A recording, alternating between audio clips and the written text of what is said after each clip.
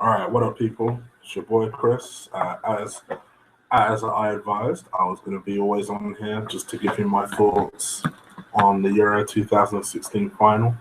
Um, there's no other way of putting it. The match was dull as fuck. Few hot spots. Probably the most interesting things about the first half was Ronaldo crying like a little bitch, which I'll come back to later. Um, and Moffs. Be honest, there weren't really a lot that happened in the entire match. I guess from a strategical standpoint, um, what the match showed it was a good. There was a lot of good defensive work. Weirdly, I didn't feel like Koscielny was the best defender on the pitch, even though technically he was the best defender on the pitch. Uh, on paper, I should say, he's the best defender, but it wasn't tonight. I actually thought his partner was, though. I thought his partner was immense at the back. Mantudi, whatever his name is. We need him. That's all I can fucking say. Very good. I was very, very impressed with him. Um, he was very assured and covered a lot for Koscielny when Koscielny went walkabout a couple of times. There wasn't really a lot to say about this match. I'm really trying to think of stuff to say. Um, I thought Giroud was non-existent. Let's talk about the Arsenal players. Giroud and Koscielny. I thought both of them had very average to poor games. I thought Giroud was pretty non-effective. There was one thing that he tried. There was one chance that he tried to create for Griezmann. That, I'm a big Giroud critic. You guys know this, but fair. It was quite clever. Didn't quite come off. And then I didn't really see him for the rest of the match until he got pulled off again by, that French coach's usual tactic of putting in. I think his name is Gigantor, whatever his name is. Basically, he's an absolute much shitter version of Giroud, who also did nothing.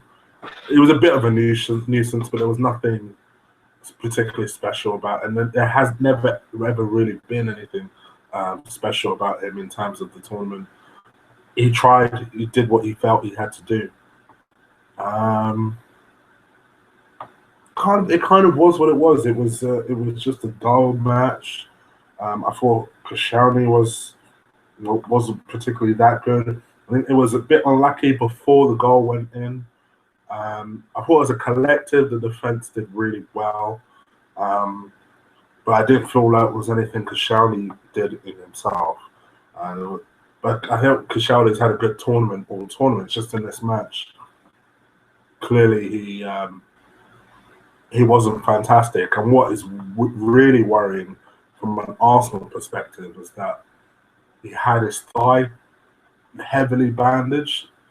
And I'm just thinking, fuck, what is that? So, even more reason for us to buy a defender now.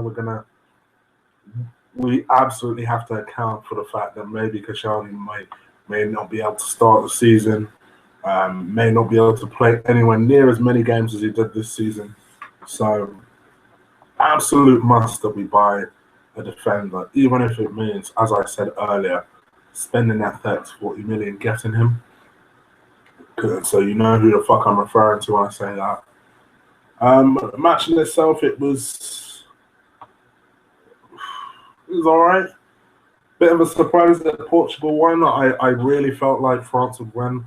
I felt the momentum, the fact they were on home turf, the fact that I felt Ronaldo aside, they had much better players. And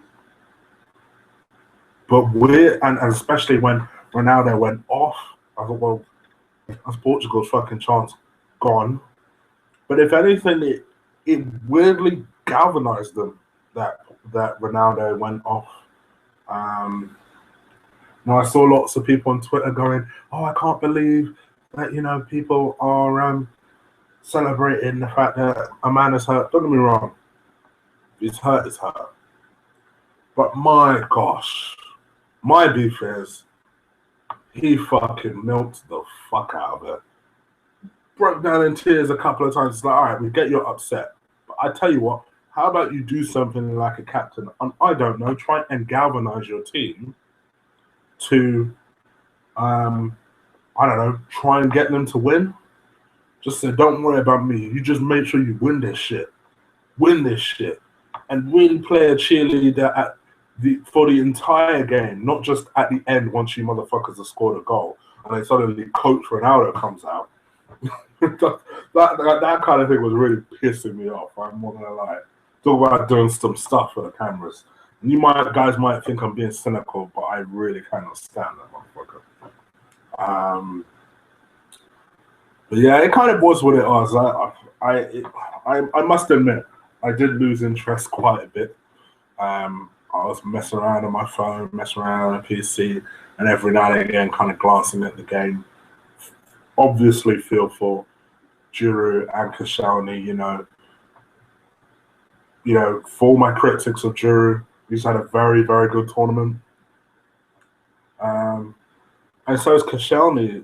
They've done really well, the pair of them. Fucking Sissoko, who we've been strongly linked with, more so since yesterday when Wenger commented about how he liked Sissoko, because the papers are so desperate to link us with anyone. If Wenger says he likes them as a player, suddenly Arsenal are linked with a purchase.